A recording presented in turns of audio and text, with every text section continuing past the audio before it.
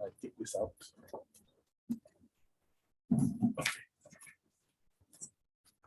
Bismillahirrahmanirrahim. Is it working? Yes, working. Yeah. You are loud and clear. Bismillahirrahmanirrahim. Assalamu alaikum wa rahmatullahi wa barakatuh. My esteemed brother, Professor Dr. Adis Ahmad, fathers of the faculty, brothers and sisters, it's really, I'm humbled by this opportunity to meet such an august group of people, and especially sitting beside an academician whom I have known for a long, long time, when he was the founding dean of the Kuliah of Islamic Human Science, Islamic Legal Knowledge and Human Sciences at the International Islamic University Malaysia when I was a junior administrator. At the time when I was more handsome than I am today, of course. But Prof. Anis is as always charming and energetic as always. And I must congratulate him for founding this university. And I thank all of you for giving me this opportunity. These small exchanges, I would want to give tribute to Almarhum Dr. Siddiq Fadil, also an old friend of Professor Anis, who was one of our leading academic and also a Muslim activist and leading the Muslim youth movement in Malaysia for many, many years. On the 3rd of November this year, the Malaysian government, through its cabinet, approved a paper that is called the Framework of Malaysian Foreign Policy for Post-Pandemic. And the theme of the policy is, or the theme of the paper is focus in continuity.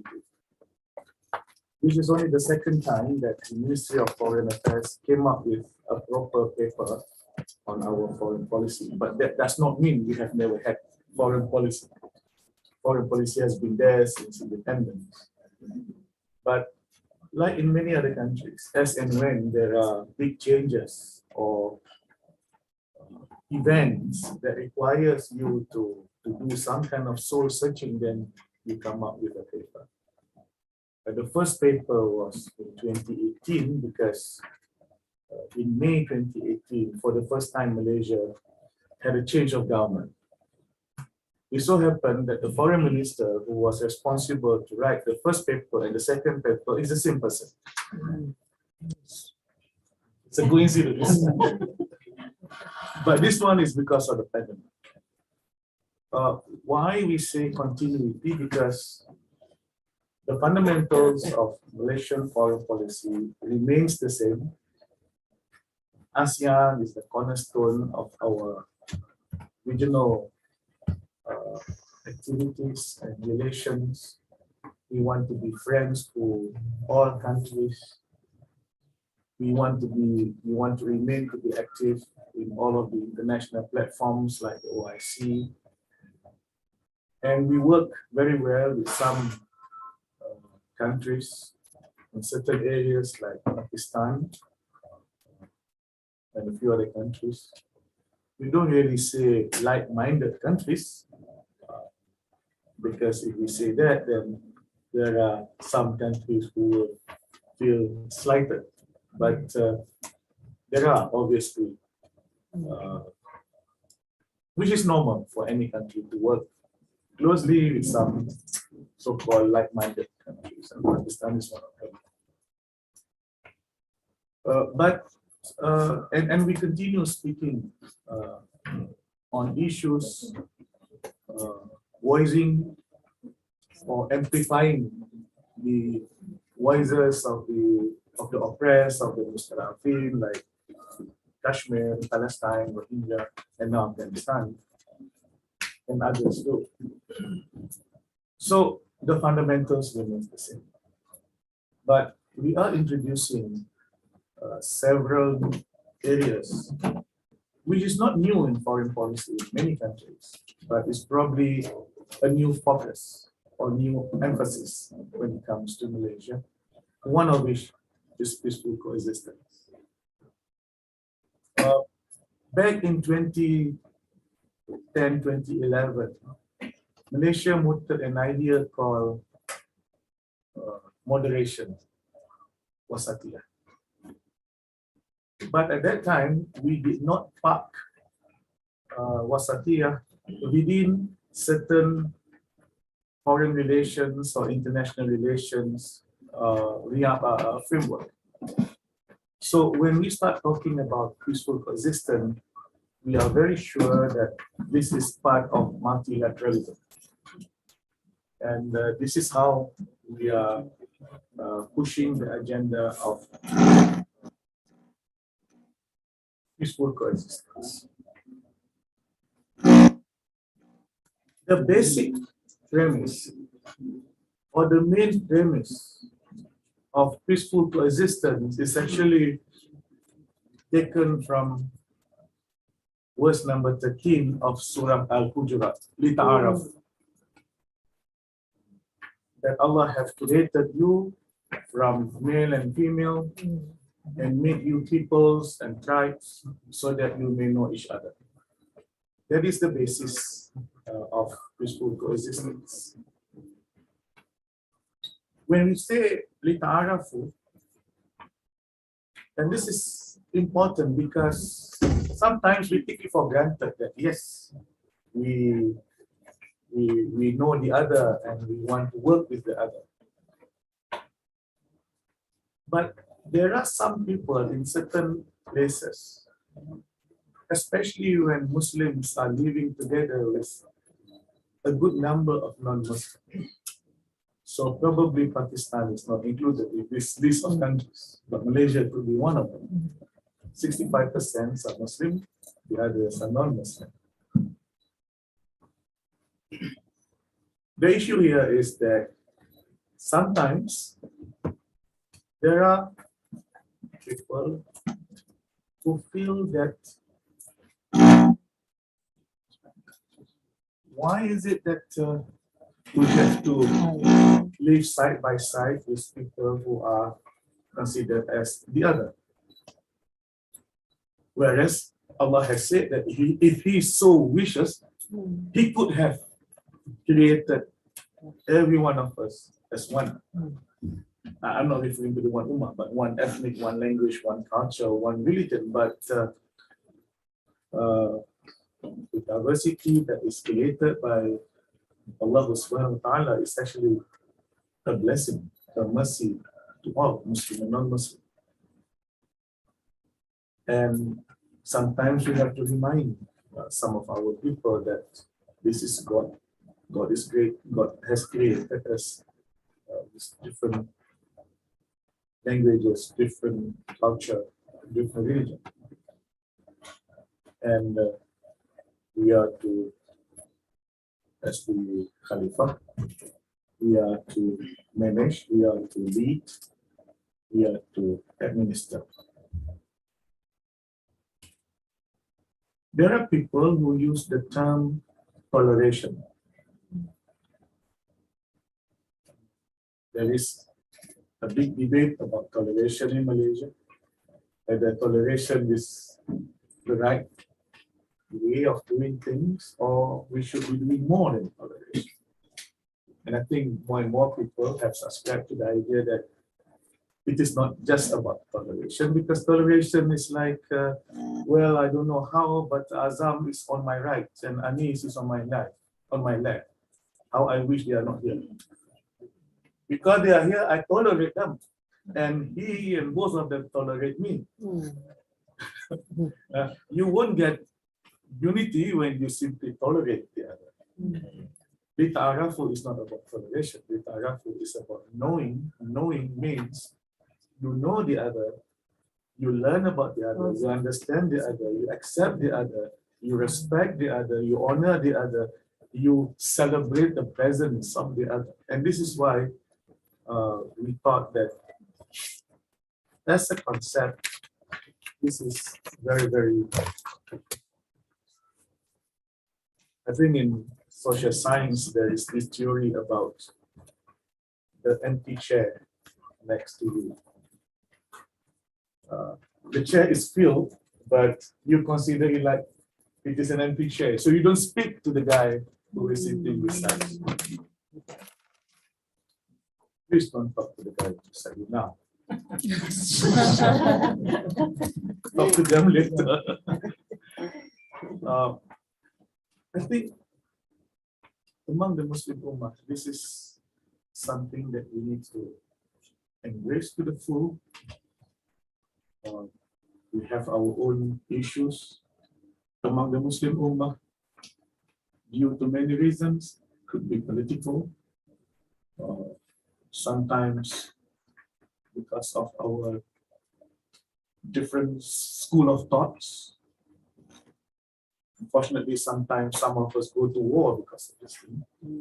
And sometimes we actually bomb other Muslim countries because of certain issues between the Muslim and the non-Muslim, in particular between Muslim and people of the other Abrahamic faith, the Christians and the Jews, for example. That as the premise then should be upscaled, widened into the practice of foreign policy. Countries, nations should be working as friends, as brothers and sisters to the neighbors, the people, the countries in the region, and the world at large. And sometimes we wonder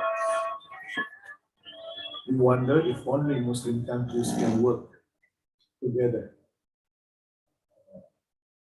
more closely and in a more serious manner. Sometimes we wonder when we look at some of the international ratings of wellness, of education, of economics, and somehow the top 10, you sometimes hardly find Muslim countries in the top 10, but you can easily find more than one, probably, Muslim countries at the bottom 10. The reasons are many, but I would like to believe that part of the reason is because even among Muslim nations, whether it is through the OIC or otherwise, we didn't actually embrace each other as we should, so that we can become the example of others. But sometimes we see nations of other faith or non-Muslim countries seems to be doing better, as I said. When you look at ratings, when you look at many spectrums of life. But peaceful coexistence is not just a concept. I think this is something that we should live, we should embrace, we should actually practice it in a certain way. Every one of us, in whatever profession we are in, as academic, as scientists, as scholars, celebrating the presence of the other, be it within our campus, within our community, within our country, and we upscale it and widen it towards the family of nations. And Muslim countries should take the lead. Leadership is something that we are missing. I'm not referring to one or two or three people that is officially announced as leader of the Muslim world. I'm talking about leadership as something that we understand by the deeds, by the practice of Islam, and by the charity, by the generosity, and by the good examples that we give to other nations, which is really something that is missing today. We need to train young diplomats, and training of young diplomats is not just in the skills of negotiation. That is premium, of course. All diplomats are expected to be able to negotiate. But it is also about a diplomat who is also a historian, who understands the history of things, which includes the philosophy of things, the importance of knowledge. A diplomat as a scientist. With the pandemic, there is a convergence between medical experts and diplomats. My diplomats, at least, are now having to learn medical terms and trying to understand what is this and what is that about vaccine and vaccine production, how to diffuse the anti-vaccine, whatever. And medical experts have to start learning at least a little bit on the diplomatic trappings. And we understand, for example, that there is a new international order because of the pandemic. The WHO is the new Security Council. Because they decide which vaccine coming from which country is going to be, approved. Unfortunately, some countries follow, some Muslim countries follow certain things. I'm not saying WHO is wrong, but sometimes to the detrimental of some Muslim countries who have been receiving certain types of vaccine from certain countries. The vaccine producing countries are the new superpowers. So the new North and the new South is now defined by who has more vaccine and who has less vaccine, who has more medical equipments and who has less medical equipments. And this is the new arrangement of things. And with the exception of the couple from Turkey who founded the vaccine that we now know as Pfizer, we hear very little from Muslim countries. So again, like the international order that we understand it, the Muslim countries are still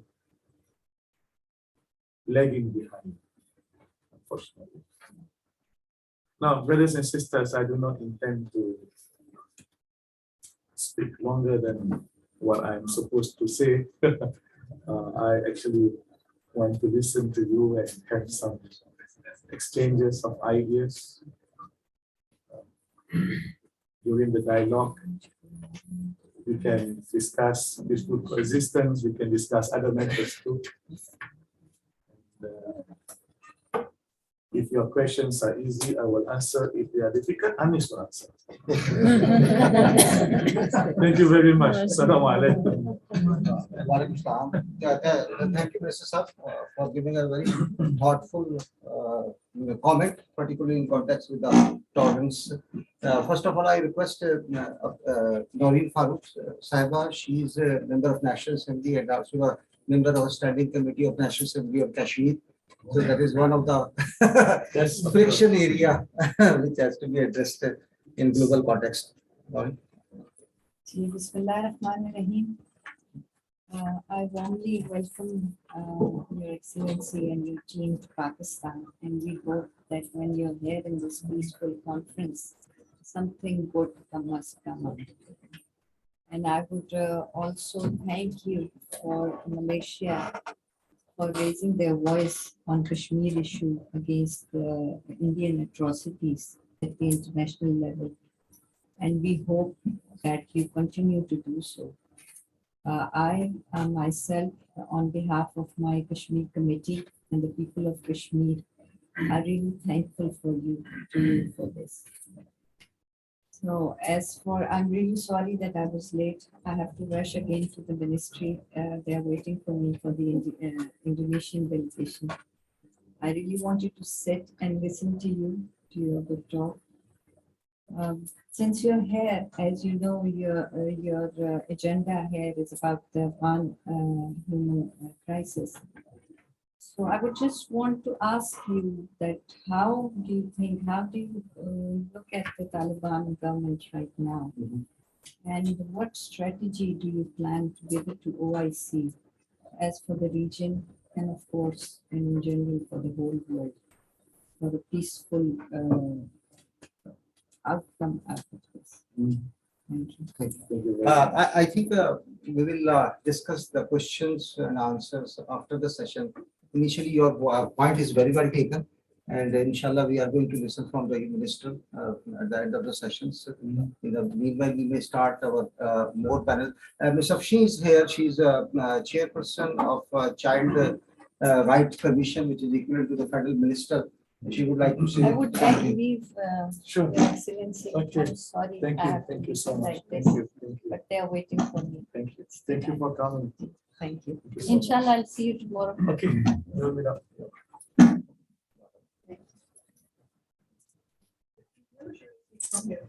It doesn't matter. आपकी voice वैसे loud है. आप इधर आ जाएं. बेशक आ जाएं. I'll just take my. Why don't you sit over here? Okay. Bismillahirrahmanirrahim.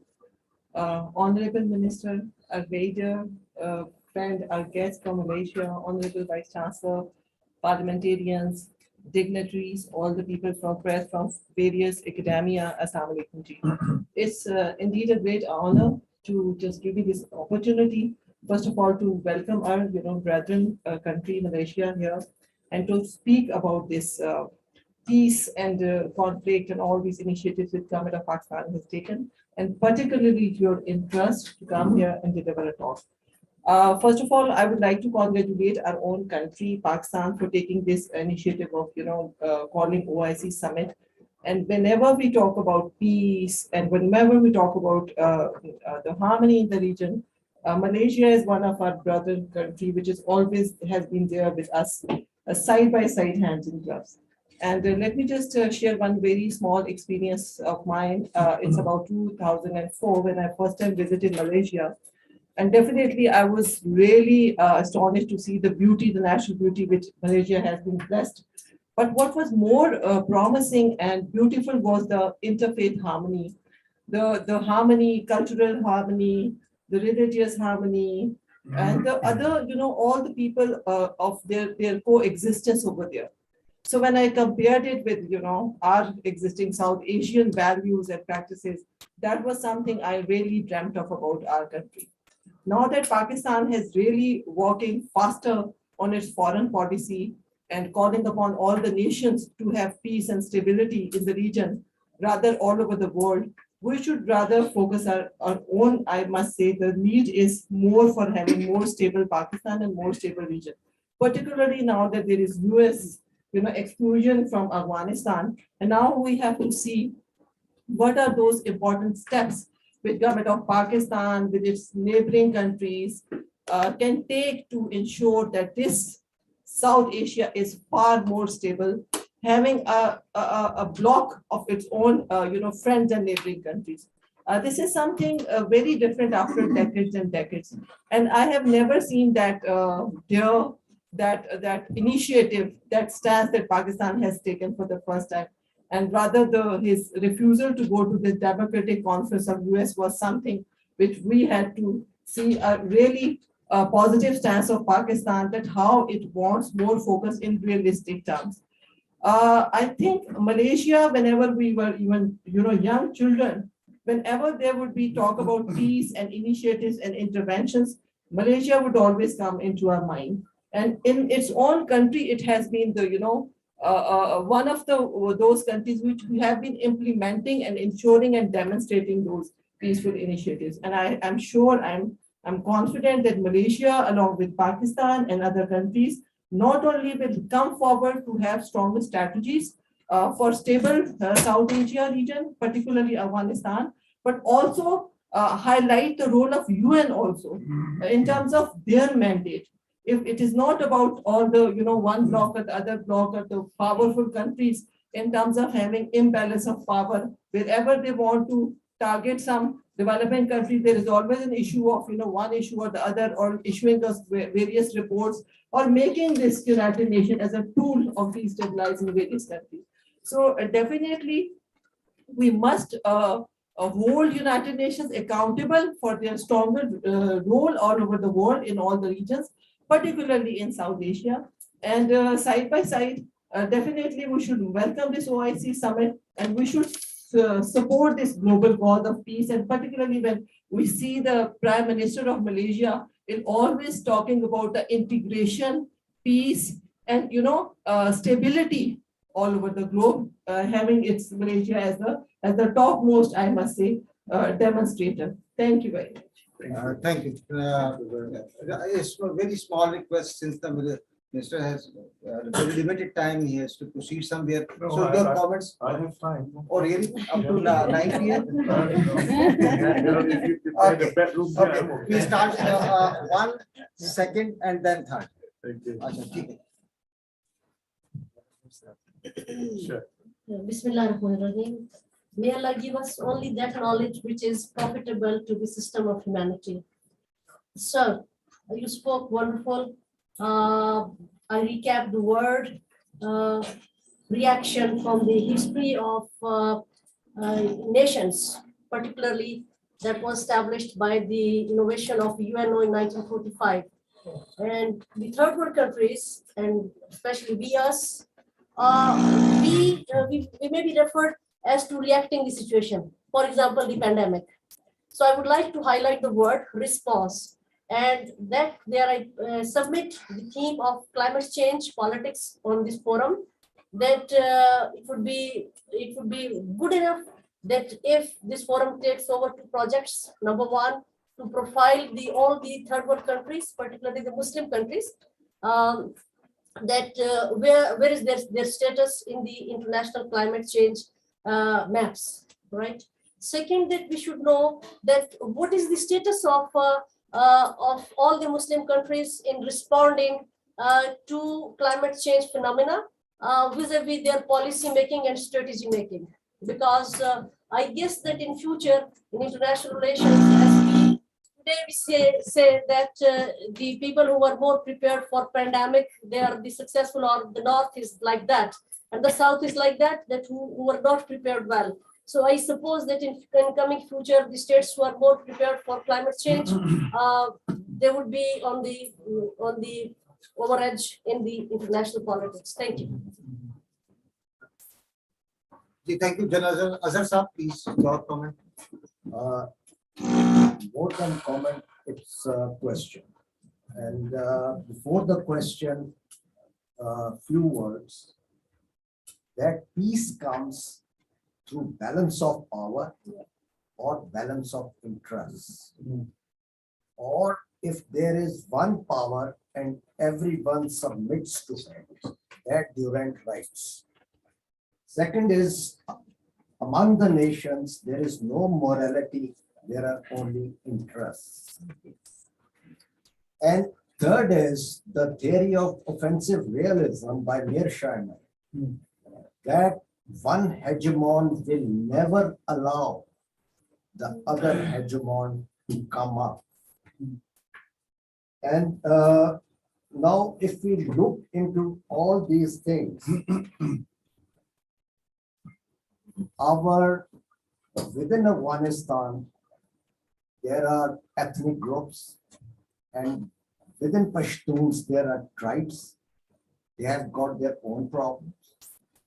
our region has deep-rooted conflicts, and at the global level now, from bipolar to unipolar, again becoming a bipolar world. Now that containment policy of USA is definitely leading to the second Cold War. Honorable Minister, how would we be able to balance the interests and bring balance of power within Afghanistan, within our region, and at the global level? Thank you. Thank you. Last one. Person. Just please. Now, Malaysian Foreign Minister, it's a pleasure to see this is Madheen Khadir, and post for GTV's Foreign Policy Program G-World.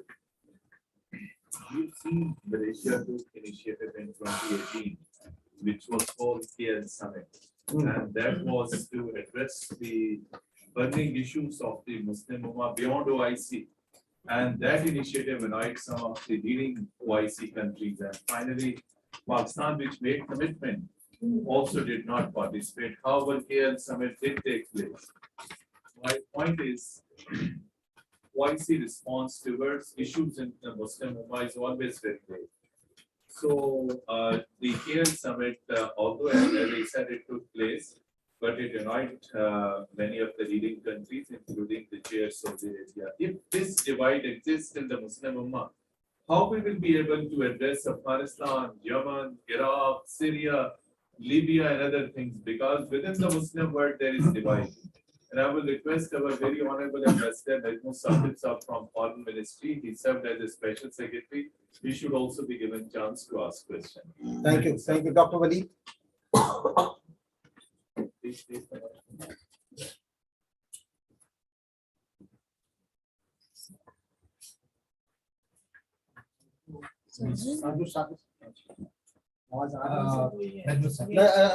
Before, I think I request Mr. Saqib Sahab, Ambassador of Pakistan, recognition for his comments, please. Yes. Honorable Foreign Minister, I served in the Ministry of Foreign Affairs as a career diplomat for 35 years. To begin with, Pakistan is your second home, Excellency. Thank you. I remember when I started my career in 1985, when there were friends, the list of friends included Iran and Saudi Arabia, Azerbaijan, etc. But now Malaysia is also included in the topmost countries that we rely on. Quickly, one comment about the OIC for which you are here. Tomorrow it's going to be. In 1969, when this OIC was established, it was established because the burning of the Al-Aqsa Mosque. Palestine is still the #1 priority, for the OIC. The program 2025 for OIC has about 25 preferential areas. It still includes Palestine. Then there are 107 objectives of OIC, which they want to achieve till 2025. My request from you would be that, if possible, alongside Palestine, if Kashmir could also be included in it, and if Afghanistan could also be included. So I don't think the Afghanistan issue is going to go away for the next many, many years. So this is one area which might be included in the agenda of OIC. And if this suggestion comes from you, Excellency, it would take, it would carry a lot of weight. Secondly, as Madheen Khadir Sahab of GTV has just said, in 2018 November, Pakistan and Malaysia established the political consultation, the formal arrangement. Talking about bilateral relations, I think it is high time now that we talk about the hardcore issues of exports and imports, especially because the palm oil that we import from Malaysia, more than 600 million, So the balance of trade is in your favor. So is it possible that this bilateral political consultation could also include some kind of an economic and trade-related aspects for which Pakistan, Pakistan is in dire need of. And we expect from, friendly countries like Malaysia to come up and help us, because not only Afghanistan, Pakistan is also facing a dire situation as far as the economic situation is concerned. And once again, most welcome, Excellency. This is your second home. Thank you. Thank you, Mr. Sabir Sahab. Ji, Dr. Wali, शुरू कर दीजिए.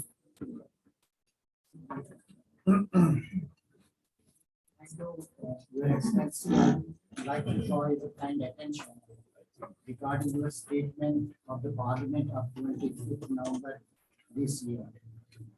Since you ratified the process of coexistence and peaceful, comprehensive, and equitable resolution of the Kashmir issue, but in the same statement, I think it is a typo mistake.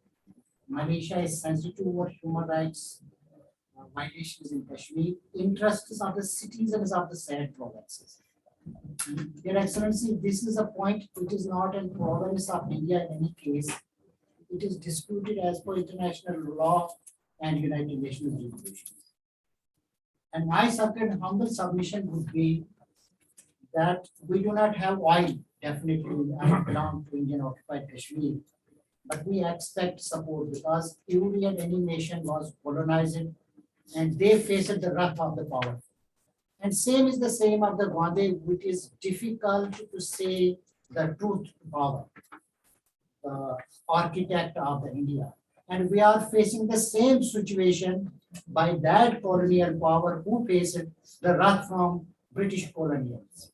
And so if what already said that we need to be very much pragmatic, realistic, how we can develop a relationship on the basis of mutual interests. Have you forwarded any suggestion that it is only the interests which work in international relations? Since you know that India is driven by the classic realism of Arthashastra, Sam, Dam, Dand and Bed, where the peaceful, there is no iota of chance of peaceful coexistence of this region when hegemon is utilizing all his forces to negate the sovereignty of Pakistan while attacking our sovereignty not once but twice in 1971 in Bangladesh while dividing us and again in the Balapur. It is my humble submission, is OIC having this priority in its coming session that until and unless we are not collective, we do not have any defense pact like NATO or Warsaw, it won't work. Thank you. And this is my humble submission. Thank you. Dr. Amna, Professor, International Relations, Islamic University, please. Since I'm the professor of international relations, so I would be very relevant to this. First, I appreciate your presence here and your very thoughtful talk, and I appreciate your concept of tolerance. I share the same view that tolerance is probably a negative word. What we perceive that Muslim Ummah is having much more than that. We should share love, affection, and then pain for each other, as Quran says that we are part of the same body and every limb would be in pain if one limb is under pain. So I think that OIC is not performing, as I think everyone would share the same view. OIC is not performing its legitimate role as it adopted in its charter. And when OIC passed a resolution and say that we urge UN Security Council to take notice of that their resolution should be implemented or whatsoever, it showed our weakness. As you refer to ASEAN, ASEAN is the example of the most successful regional organization. And that is not based on religion and that is not based on ethnic identity. Rather, ASEAN have almost overcome all those, despite number of problems are there. But the economic integrity of a region is visible. And as OIC is purely a Muslim organization, and by virtue of that, we are having first issue resolved, that we share the same ideology as, the concept of coexistence was initiated by Stalin and later Khrushchev, etc. They wanted to have peaceful coexistence with capitalism being on the ideology of capitalism. But we don't have that problem. But you referred number of issues like Yemen, Syria, and these issues are not sponsored by any other power. These are among the Muslim nations, and we could take initiative to resolve all that. So I think that OIC can play its role only when we would realize our own potential to be a bloc of Muslim Ummah, saying that we decided this, and that would be implemented by the force of OIC. You can impose economic blockade. You can say that we are terminating all economic relations with that country that is harming Muslim Ummah's cause. We are not going to have diplomatic economic relations, etc. with them. Apart from that, Afghanistan is not an issue of coexistence. It is an issue of immediate, importance. And if we would leave it to the others, then it would be another opportunity to intervene some of the other great power with soft power, as China is intervening and Russia is intervening. So this is the time that OIC should take initiative to rely on its own potential, being the Muslim Ummah. And for that purpose, as Nateen Sab referred, as Ambassador referred, that we should resolve our own feuds within. And we have to share, as we are sharing the same bonds, and we should construct our relationship on sustainable basis by resolving those issues. Those are not so critical that leading to war, etc. Those are very trivial issues which are manipulated by the intervention of great powers. So they want to play with us. So I think that OIC and you being the member of that forum, August forum, have all the potential to lead this opinion that Muslim Ummah should assert itself, and we have to emerge as a bloc as we pledged at the time of establishment. Thank you. Thank you. Thank you, thank you. So Dr. Sadia Sulaiman Sahib from Qaeda University. Thank you, Excellency. Let me share with you that being a student of Nanyang Technological University for 8 long years, I had the privilege to visit Malaysia for several times and actually experience the diversity and coexistence at the same time.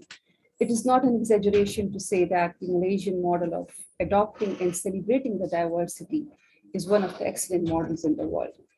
His Excellency, as far as the situation in Afghanistan is concerned, I would say this is the right moment that both Malaysia and Pakistan should work together to convince the Taliban regime in Afghanistan of some 4 important principles of peaceful coexistence.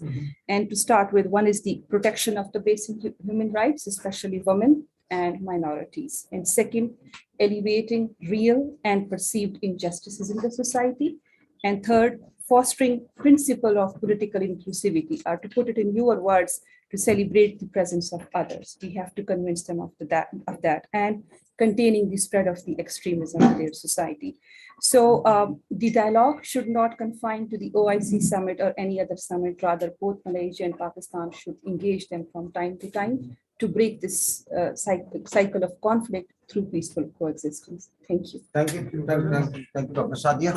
Please. Apna naam, apna introduce us.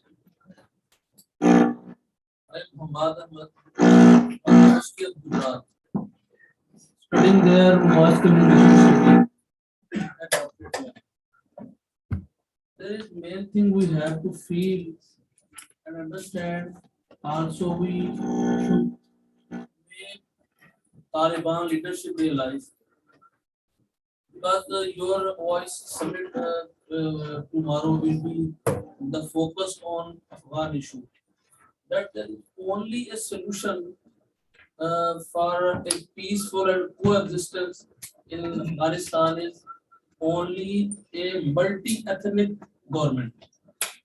They are because you are also the participant, and also you will meet foreign ministers of the Muslim Ummah and also Afghan interim foreign minister.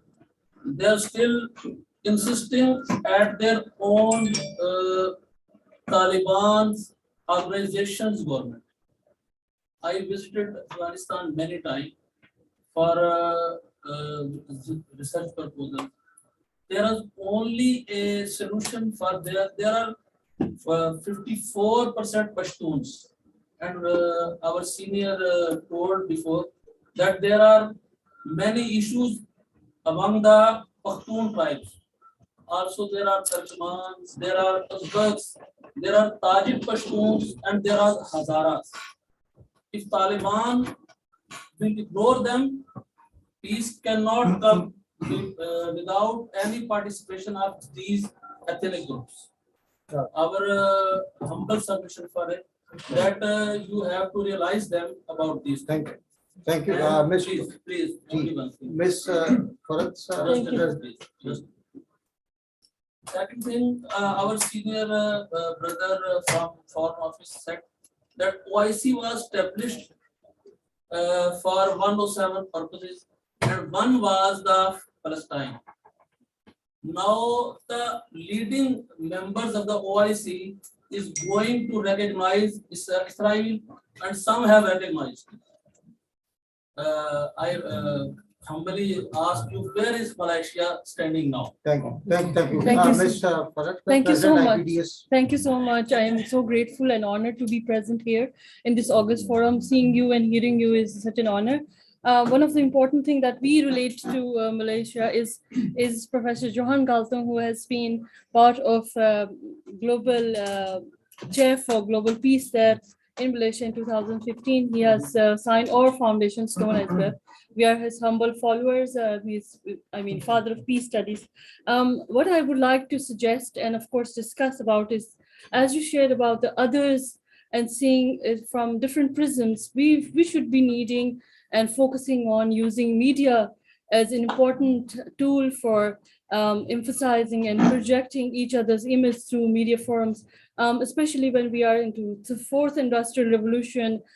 Technologies have been transformed. We are living into meta times where virtual reality is existing. Why not we utilize media tools and different mediums to promote our others' image towards each other, and especially when Muslim countries, when we look at that, we are simply not in sync of utilizing media for each other. For example, in Malaysian media forums and organizations can collaborate with Pakistan, and for Pakistan can collaborate with Malaysian and region, of course, beyond.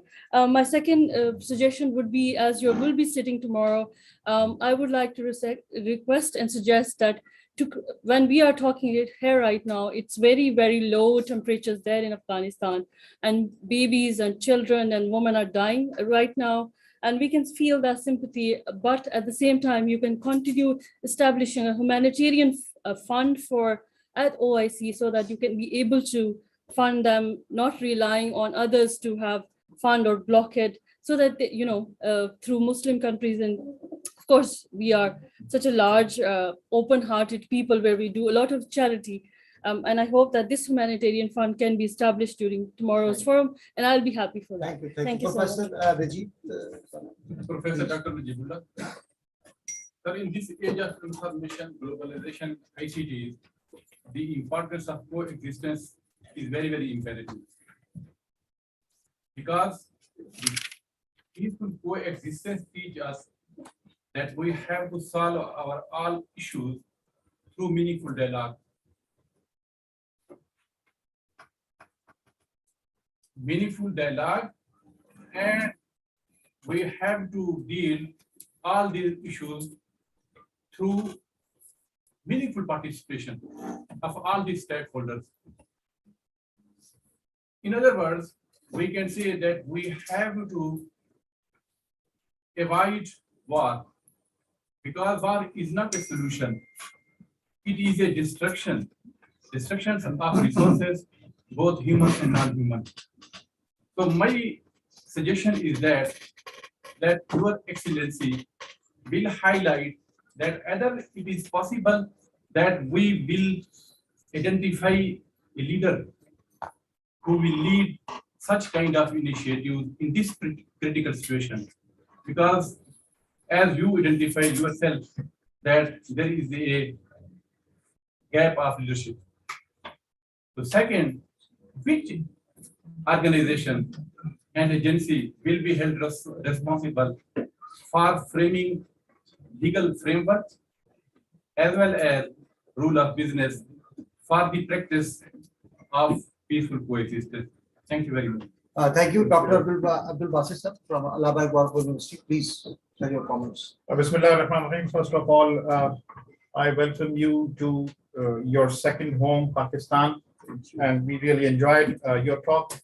I just want to say this thing that as Malaysia has model of coexistence, and as Allah subhanahu wa ta'ala has already said to all of us, ta'ala ila kalimatin sawa'in baynana wa baynakum. So how this OIC can transcend this message to globe as a whole, because I think the perception of Muslim world is not as accurate as it should be. And now, as Farhat was saying, that this is media wartime. So there should be on OIC level unite effort to present the real message of Islam to humanity, just not states, just towards the people. And one thing more, what I would like to suggest, the poet of East, Allama Muhammad Iqbal, rightly said that if there would be peace in Afghanistan, then there would be peace in Asia and world at large, and vice versa as well. So I think your guidance is required for this August gathering as well, and for OIC forum as well, that there must be some practical steps. Just meeting and transcending some joint communique is not sufficient. What crisis is emerging again in Afghanistan on a humanitarian ground? And I suggest that if not OIC as a whole, if some potential vibrant countries like Pakistan, like Malaysia, like Turkey, Iran, Afghanistan, this region, if they can establish some sort of economic cooperation in a real sense, it can be a joint currency in a futuristic approach, joint defense, something like of that. If we will not do that, we would be doing same thing what we are doing since the inception of OIC. Thank you very much. Thank you, Professor Dr. Ansari Sahab from National Defense University.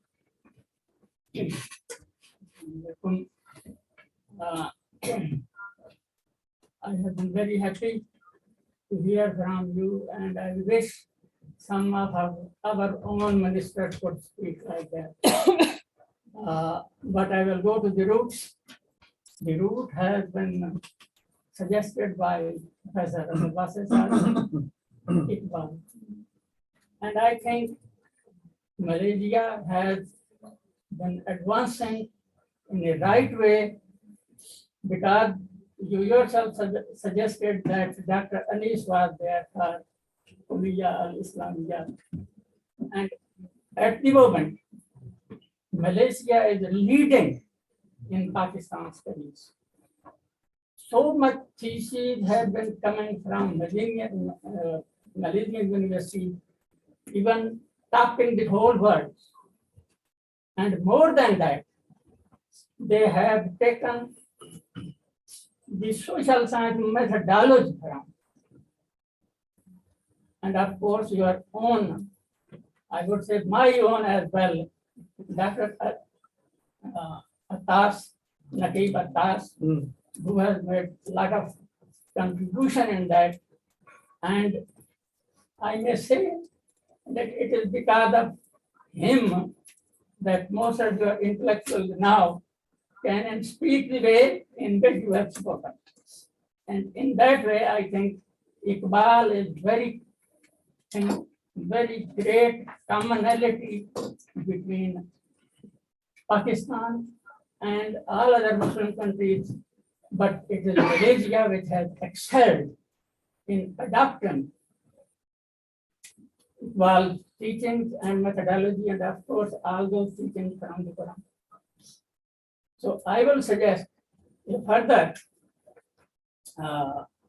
collaboration between Malaysia and Pakistan universities, so that Iqbal can come back to us again through Malaysia, because we have not worked on it. Thank you very much. Brigadier Dr. Maqsood Hasan, sir.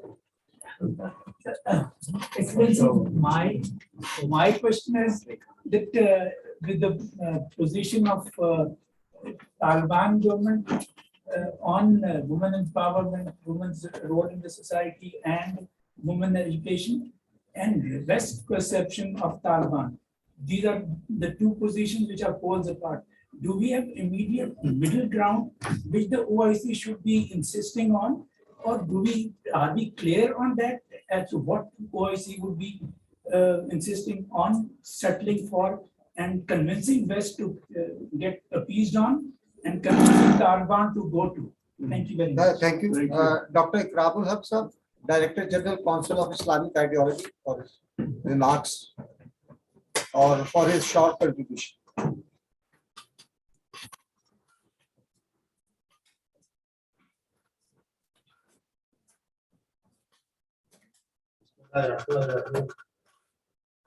Thank you very much, Your Excellency. Actually, we internally in Pakistan have mechanism for coexistence in our constitution, in our laws, in our practices. For coexistence with religious groups, we have rights for them in fundamental rights in our constitution, and we have also quota system for them in our elections and also in our employments. They can compete openly also, and they can also have chances in their quotas. And also in cultural aspects, we have diverse cultures in Pakistan, in 4 provinces and many other areas of Pakistan. We have also mechanism for that. When we celebrate Pakistan's creation day, 14th of August, we always show all the cultures of Pakistan, Sindhi, Pashto, Punjabi, and so on. Likewise, we have traditions and we have mechanism. Can we expand this thing to other Islamic countries? I am sure they have also likewise their mechanisms. Can we exchange these things and expand them to other countries? And also, if we start with religious tourism, it will be a very good thing to understand each other, as Your Excellency has said, لِتَعَارَفُوا, for this ta'aruf and mutual introduction. Thank you very much. Thank you. Thank you. Thank you. Anyone else would like to add? G, please. Introduce kindly. It's Dr. Samira Imran. We are listening. I would just like to answer the commonality of ground that the Senator has tried to establish with respect to what commonality of interest could be drawn with the West regarding extension of humanitarian assistance in case of Afghanistan.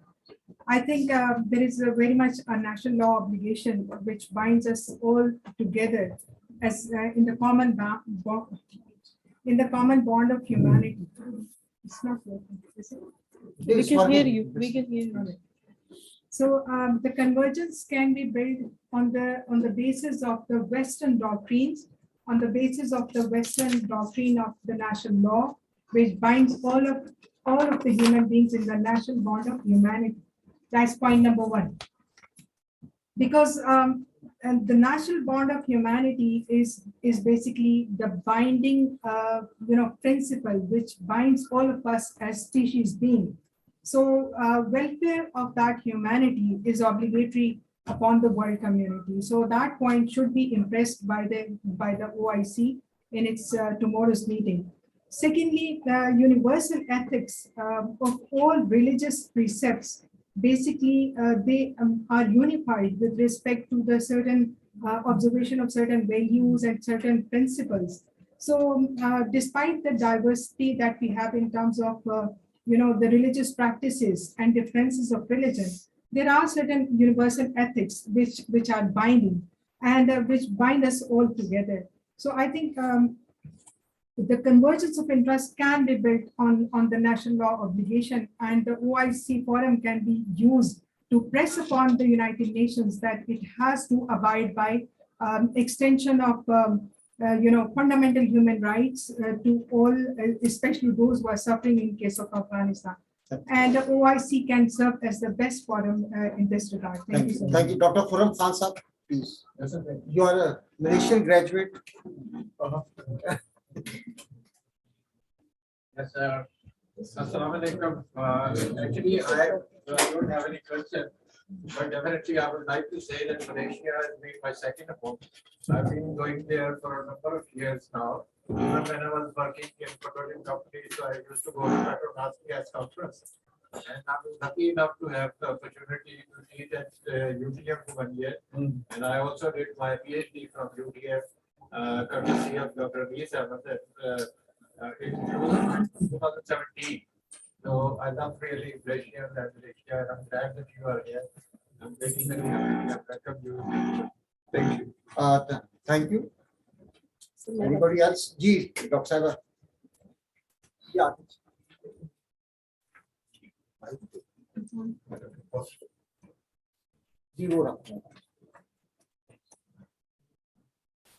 Thank you so much, sir. I'm honored to be in this meeting and listen to your talk. OIC is, we believe it to be a very powerful forum for Muslim countries at least. But the fact of matter our feelings are not like that. We really, as a joke, people say OIC. So this blame should be, I think, washed off in this meeting being held in Islamabad.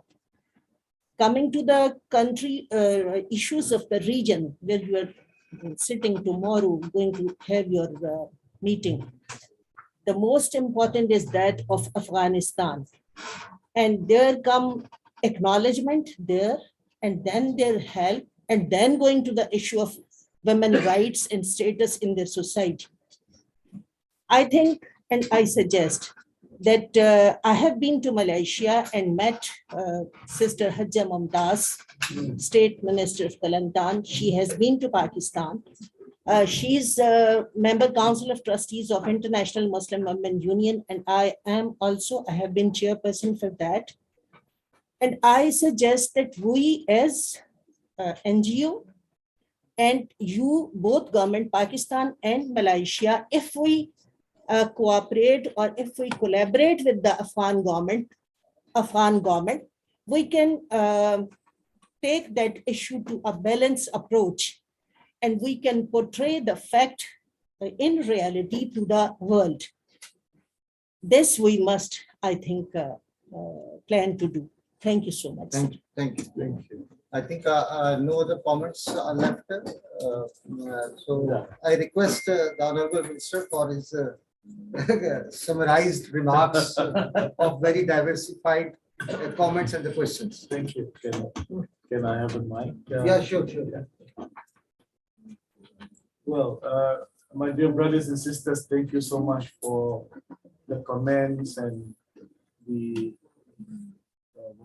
submissions and questions.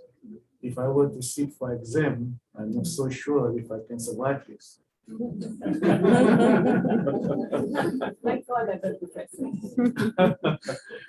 Well, on peaceful coexistence in the context of Malaysia, a good example is Article 3 of the Federal Constitution, which talks about Islam as the religion of the Federation, but all other religions are free to be practiced, embraced and practiced by their followers in peace and harmony all throughout the country. So on the one hand, there is this acknowledgement of Islam as the religion of the federation. Sometimes even Malaysians are confused by saying that Islam is the official religion. This is not official religion, it's the religion of the federation. It has two different meanings, but all other faiths are allowed to be practiced in peace and harmony. There are other provisions, there are other articles in the Constitution which becomes the guiding principles where legislations are enacted and policies are being formulated. But all I can say is that yes, we have been quite successful. There are pockets of issues here and there, but we are, this is still work in progress. I think there are much more that needs to be done. And when it comes to reconciliation, and this is again very interesting. I think in 2013, a group of us were appointed to the National Unity Consultative Council, and we came up with 9 recommendations, and probably this is the only recommendation that survived different governments of different parties. It's still there on the table. But what's interesting is that when some of us were entrusted to look at best practices on reconciliation within people of different ethnic, different groups within a particular country, one country that came to be used as example, partly because they have a legislation on reconciliation, is Australia. And next was New Zealand. And here again, I was a member of that group asking my friends, where are the Muslim countries? So that is the state of our ummah, that even for a Muslim majority country, when it comes to, we know we look at Pakistan and everywhere, yeah, but sometimes when you are stuck with looking at legislation, then you have to rely on some of the experience of other countries. On climate change, we have just concluded the COP26 in Glasgow. Well, there is always the plus and minus. A lot of commitments were made by many countries, including Muslim countries. And again, one of the questions that some of us will ask is, why is it that, well, it doesn't matter who hosts it, because hosting is you bid and you host. Yeah. So there can always be a Muslim country hosting the next few COPs. But the question again is, with the exception of Saudi Arabia leading a grouping called like-minded countries, which is a subset of a bigger grouping called G77, which is led by China. See how it goes? Yeah. Then the real presence of Muslim leaders at COP26 was again missing. So that's the point that I'm making. And in many other issues, including on human rights. Brother Azam is a member of the OIC. He's one of the OIC commissioner on human rights. And again, more often than not, let me rephrase myself. Sometimes Muslim countries, when it comes to addressing human rights issues, we take a reactionary kind of response, as if we don't have our own understanding of human rights. We do have, and I think we really have to promote our views in some ways or the other. Well, I'm not trying to promote or moot the idea that it is always us versus them. No, I'm on the bush. I'm not a bush here. It's not my way or the highway. But what I'm trying to say is, well, this is really as a muhasabah for ourselves that, as much as we want to work with everyone, but it is also our responsibility as Muslims to promote ideas. I believe in a multipolar world.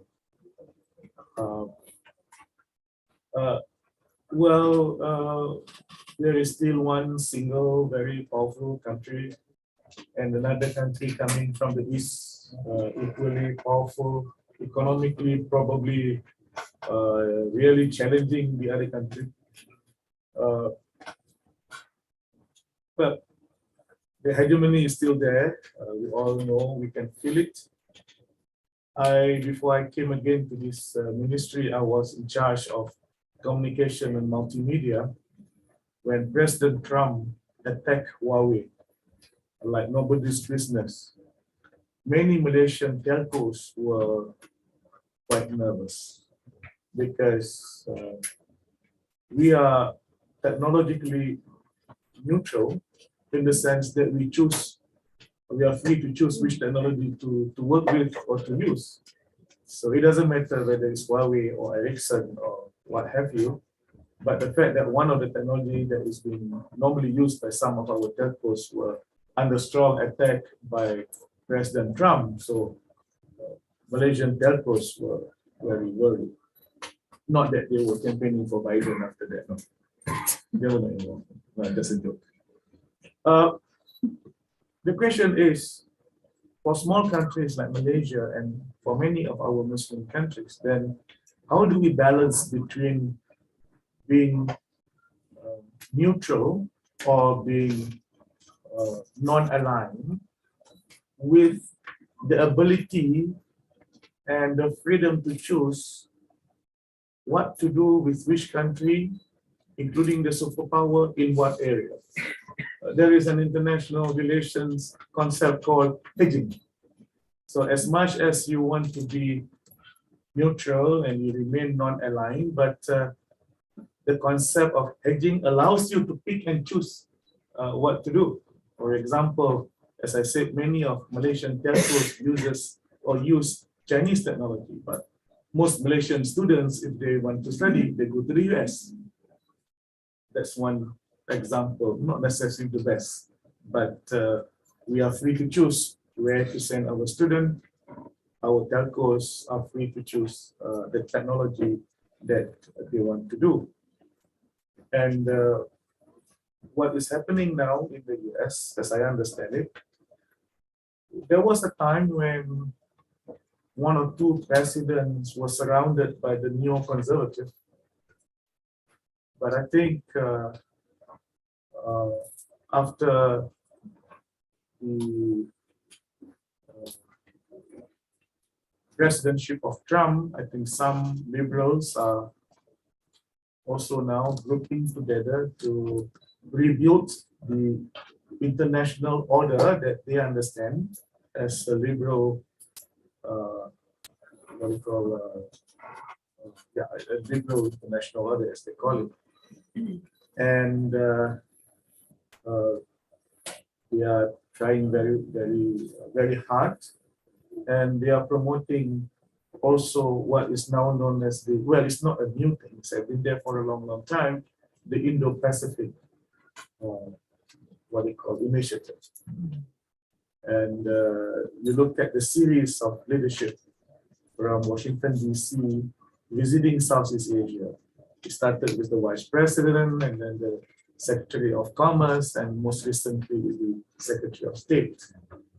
And there is a theme of the discussion, and it is all around Indo-Pacific. And that was also the reason why a couple of years ago, ASEAN came up with our own, we call it the ASEAN Outlook of Indo-Pacific. When someone tells you that the Indo-Pacific version of the Quad is US, India, Australia and Japan. And when they say that the Quad's version of the Indo-Pacific is similar to the one that is discussed by Asean, I can tell you it's not the same. The background is different, the history is slightly different. The ASEAN outlook on Indo-Pacific is really based on the ASEAN centrality of things. But that's another, you will have to invite me for another lecture from this. Then I really make this my second home. The KL summit was the brainchild of Dr. Mahathir. The last one was not the first, it was actually the third. He has organized the first and the second while he was not Prime Minister for the second time, but the KL summit, the last one that we hear, was organized by him when he was Prime Minister. It was not organized by the government, it was organized by a foundation, the KL Summit Foundation. But because he was Prime Minister, he has the clout to invite people. But there was this idea before the KL Summit, or side by side with the KL Summit, is for three like-minded countries to work together in a certain way, and that's Malaysia, Pakistan, and Turkey. It didn't materialize, but somehow the three countries plus a few others continue to talk to each other on many issues and on many platforms. But please, I must underline the fact that it is it is not a formal grouping. It is normal that I talk to you and you talk to me because we are on the same page on many issues. On the OIC. Well, I am not so sure what the agenda is tomorrow. Definitely, every time OIC meets, Palestine is on the agenda because that's the reason there why OIC is there in the first place. But tomorrow will be dedicated for Afghanistan. The senior officials were meeting as I was meeting with your Foreign Minister Qureshi this morning. But I must commend Pakistan, in particular Prime Minister Imran, for hosting this meeting. It is timely, it is of utmost importance, and Pakistan has the moral right to host it and to speak more than the other countries, if I can be very candid about it, because you have been there for the 4 decades that Afghanistan was under whatever you call it, intrusion, colonization, and there are 4 million refugees from Afghanistan on your soil, and this eats into your budget in many ways, in big ways. You are already providing a lot of assistance to our brothers and sisters from Afghanistan. Now, tomorrow, I'm sure the main focus will be on humanitarian assistance. When I spoke to Foreign Minister Qureshi this morning, I suggested to him that perhaps Pakistan can form or host some kind of a hub for humanitarian assistance coming from all over the world. We have set a small NGO office in Kabul. This is the office of the Global Peace Mission. Global Peace Mission, as Ahmad Azam here, my brother, is the chair. They have been doing some work in Afghanistan for the last 20 years. Of course, there are other there are other Malaysian NGOs there, Mercy Malaysia, for example. And they are talking to each other and trying to bring more humanitarian assistance.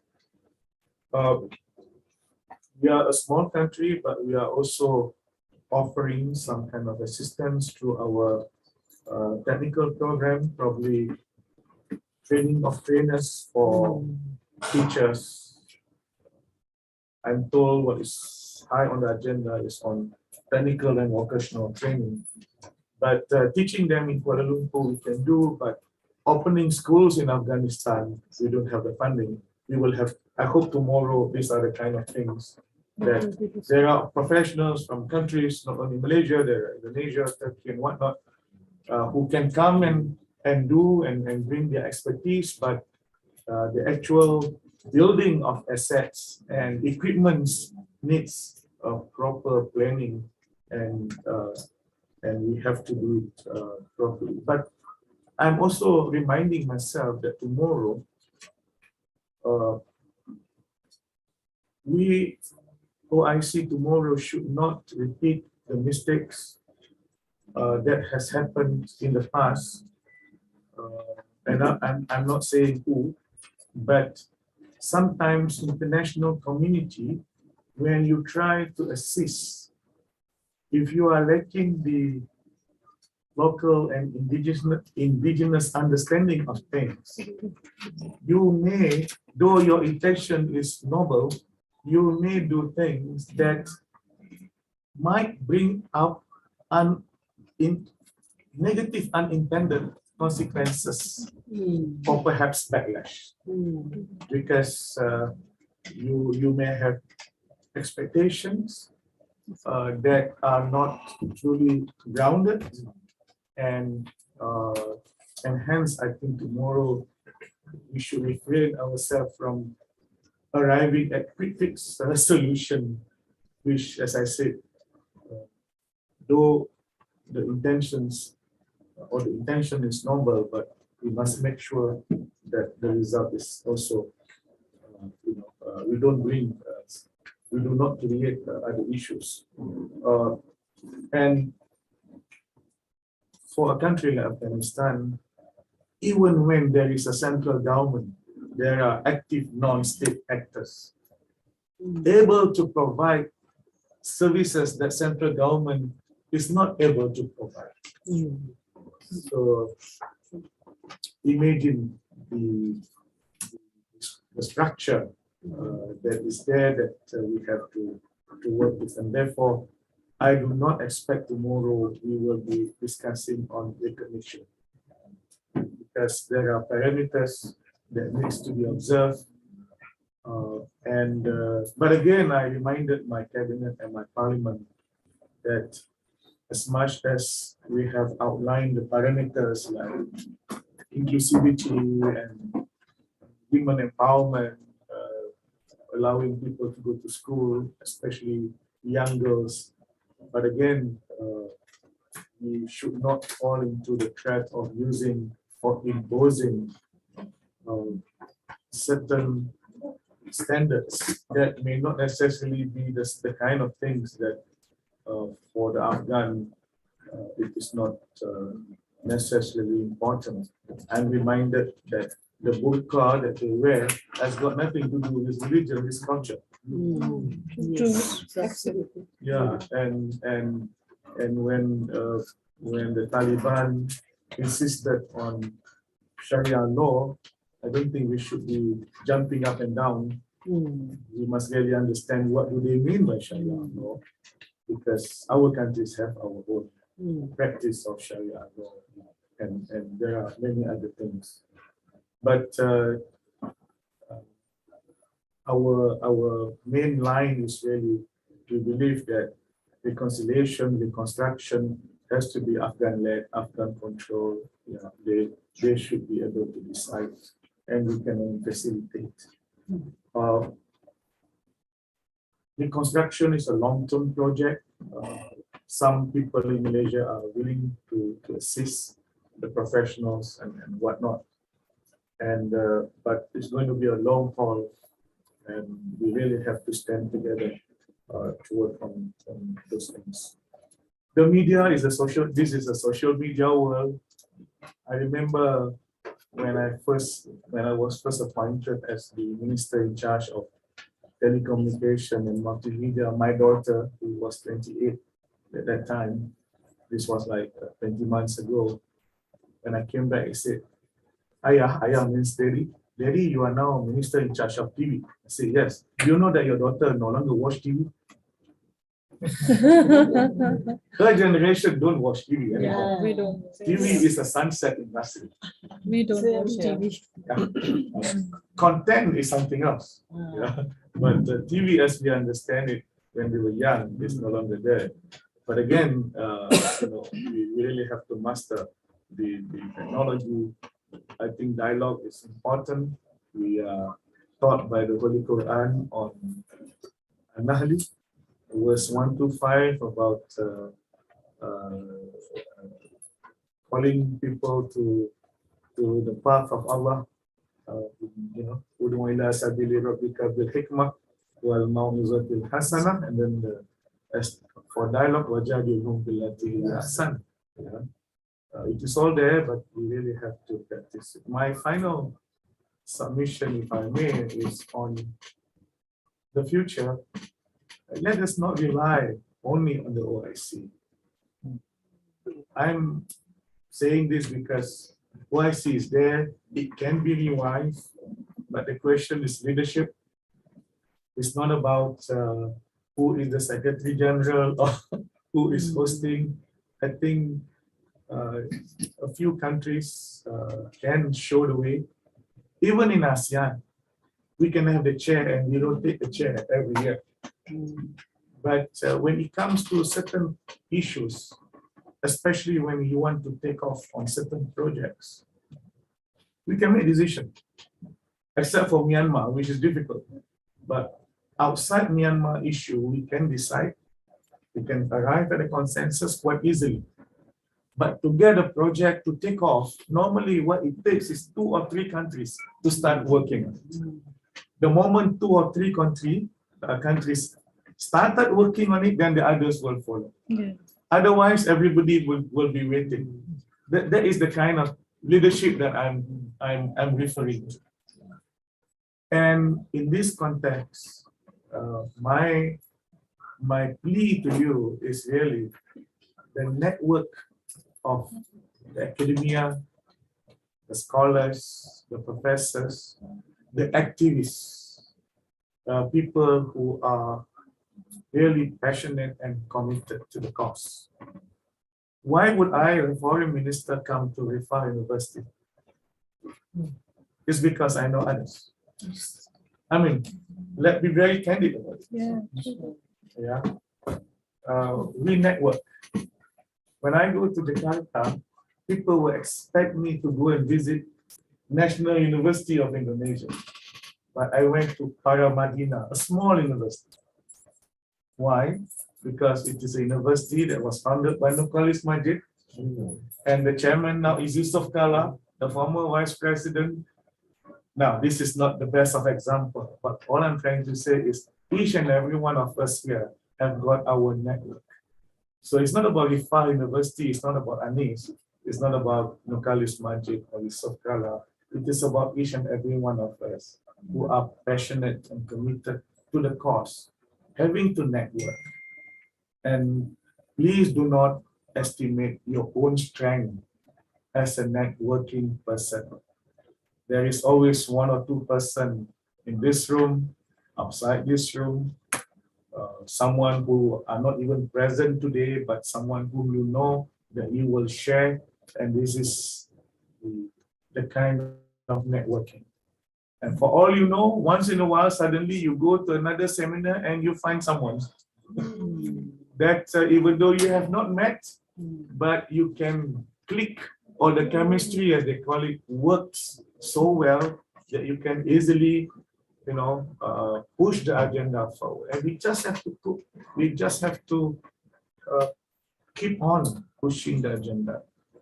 You ask me, what about government? I've been in government, I've been outside government, I've been in so many governments. Governments come and go. The struggle must continue. And the struggle is not dependent on prime minister or ministers. It's dependent on the few or the many who are seriously committed and passionate, and they will go on and go on like mad people. I mean, I'm translating a Malay way of saying orang gila saja.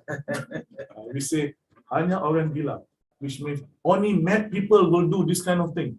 You know, going here and going there and talk to people, speaking truth in front of whoever, you know, in the Malay way of saying only mad people will do it. So we need more mad people. Yes. I mean, in the right sense of the words.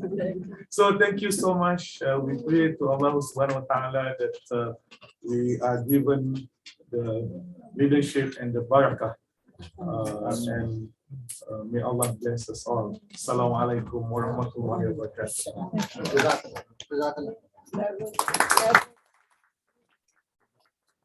I request Professor Lees for the vote of thanks to the minister. I must really appreciate that all of you today came, although it was a public holiday, number one, and number two, because of the security restrictions. Restriction to enter into the red zone area, but you have managed to came. I really appreciate, highly obliged. Professor Nisa for his vote of thanks to the I thank our brother for his very enlightening lecture and guiding us how we can work out in our own country, event environment. As I said earlier, Malaysia presents a unique situation where you have harmony, you have understanding, you have respect, and I think that's the secret of its development. And I'm sure we can learn a lot from Malaysian experience. I thank you again, Excellency, for your coming here, and it's an honor for us. Our university is honored to have all this August gathering, interacting with you, learning from you, and we hope, inshallah, very soon you will be again joining us, and we learn from you more about it. I thank my participants here. They came in a unique situation of security in the Islamabad area. Roads were blocked. I do have to take different routes to reach here. So this shows your keenness to learn and to have interaction with the minister. Thank you very much. May Allah bless you all. Thank you. I now request Professor Lees to please present the Honorable Minister Swami from the behalf of the Minister. Professor Lees and the Honorable Minister.